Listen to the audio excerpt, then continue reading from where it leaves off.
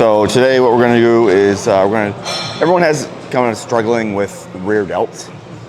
If you're one of those people struggling, today what I'm going to do is I'm going to go over a few exercises, go over the techniques, and help you be able to better have that mind to muscle connection with that, because it's very, very, very small, but it's one of those muscles that can easily be taken over by a strong muscle like your traps or your actual back. So first off, we're just going to need a set of dumbbells and an incline bench. I usually grab the dumbbells right against the butt end right here. You're going to let your shoulders round over and you're just going to come up. So you're almost coming up in a forward angle. You're not coming behind you. So it's, and you always go to the dangle. You always go back to dangling it out and rounding your shoulders. What most people do when they get a couple reps in, you see they start to really crunch up into their neck, and that means your traps are starting to take over. So always have that stretch. So here, down to the stretch. Here, down to the stretch. And it doesn't have to be a super long movement. You don't have to come all the way up parallel with the floor. Like, that's as far as you need to go. You don't have to come. Everyone has this kind of mentality that you have to have full range, but with such a small muscle, it's easy to have it taken over by something else.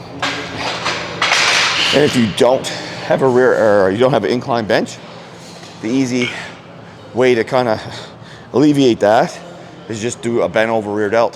It's the same dumbbell. So you're bent over like this, everything's rounded at the back. Same mentality. Everything's dangling.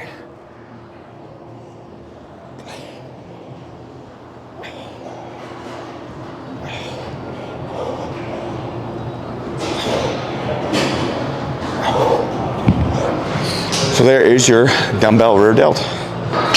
All right, so we're moving on. Next one is single arm cable rear delt. So basically any cable crossover, any cable machine that you have, you're only gonna need one pulley.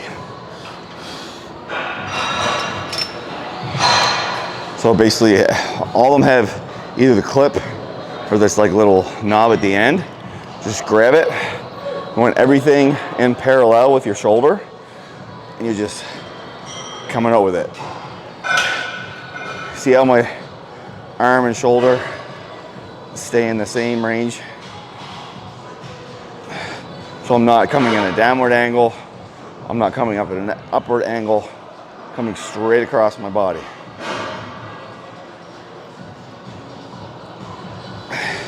And I'm letting my shoulder come all the way out in front of me and past my chin with my hand. As soon as you're basically in the rep, what you'll notice is you'll feel this burn in back here, but it just starts to get tired. Like where you've noticed that you're really strong in the first few reps, and then all of a sudden you'll just stop mid-range and you won't be able to go any further. For sets, you're gonna do, depending on how the rest of your shoulder day is, you wanna do at least 3 to 4 sets. And I really, for this, because it's such a small muscle, I don't really count. I just go until I start to feel that burn, all the way to partials. And what I mean by partials is when you get to the point where you can't go any further, you're just doing these small little movements right at full stretch point all the way through. And that is exercise number 2. All right, everybody, so we're moving on to the reverse pec deck. So a little tip for you guys: when you get into the first couple of reps, hold that first one out there and kind of just adjust your elbow height, and you'll feel that activation. And then once you feel it, that's where you go to every single time. So I'll demonstrate that right here. So with this, you want to come in and you want everything kind of being parallel. So you see how this one, I'm up a little too high. So I'm just going to do a little stand up. And what I mean by holding it, so I'm going to go right here and I'm going to hold it. So my elbows are down. I don't really feel it that much. I feel it in my back. So once I raise my shoulders up and drop them away from my ears, there it is, right there. So that's the activation. So 4, 3, 2, 1. Come back. There you go. So I'm standing right now because with this machine, when I put my arms back, it brings the handles upward. So if I didn't, I'd be in this upward angle right here. So it'd be throwing me way off. So I'm coming up, so everything's parallel. So that's why I'm standing. It's just, I'm adjusting myself to the machine. So instead of adjusting the seat, it's easy for me just to stand up and lean in and do it that way. One thing you guys really need to notice when it comes to rear delts is a lot of people, I said it in all 3 exercises, you need to push your shoulder forward to almost like you're reaching everything away from yourself. So you're pushing that wrist and elbow and shoulder away from you. So with the dumbbells hanging over, I said round the shoulders so you feel that stretch right away. Same with the single cable. I came all the way across the face to have that full range. So you get into the pec deck, and a lot of people feel like, oh, I'm not able to do that. So instead of being here, you're gonna push your shoulders away. So all you really need to do is adjust your height. So now I'm here. So instead of pulling everything in to where your traps are engaged, you push your shoulders away from you. So you want to have everything away.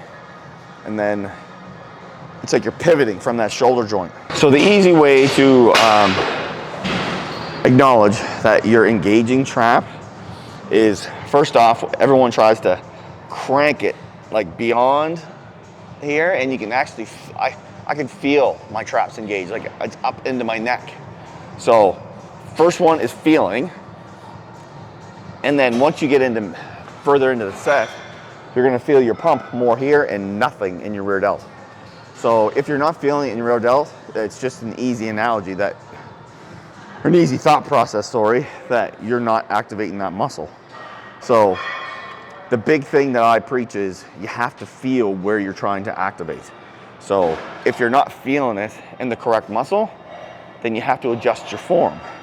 So instead of just dropping the pin and gripping it and ripping it, like a lot of people try to do, you want to be able to do the range and feel every inch. Like when I come out here, I'm feeling the stretch of my rear delt. When I come back here, I'm feeling the flex of my rear delt. If I want to have my traps engaged, I can drop myself a little lower, and then bam. Now it's all rear delt, and now I'm just using momentum. And that's just gonna hurt. Like I'm just getting tension headaches and stuff like that. So you don't want it in your neck. You want it to drop your shoulders down, have everything parallel, and just feel it in that small muscle in the back of the rear delt. So that's those 3 muscles, or 3 exercises for that tiny little muscle. Actually, we did 4. We did on the bench, without the bench, single cable, and reverse pec deck. So all these machines or dumbbells you should have at your gym to be able to activate your rear delt with whatever program that you're doing. So if you guys like that, we'll see you next time.